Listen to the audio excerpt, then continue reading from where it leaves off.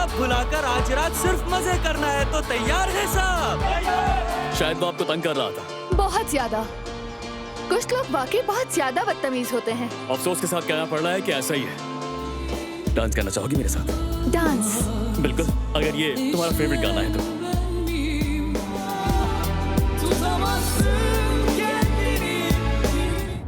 मुझे इश्क हो गया है यास्मीन, आशिक हो गई हूँ मैं। पहली नजर का प्यार, पूरी रफ्तार से उसके पास जा रही हूँ, इंतजार नहीं हो रहा।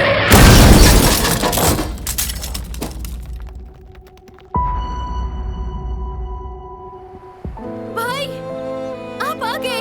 गुड़िया। अपनी जान, इतना सब कुछ कर दिया आपने। माफ कीजिएगा, मुझे कुछ कहना है आपसे। दरअसल मेरा फोन बंद हो गया है और मुझे एक जगह जरूरी पहुंचना है। क्या मैं आपका फोन इस्तेमाल कर सकता हूँ? ये है मेरी जिंदगी आयजा, और ये मेरा कजन उमर।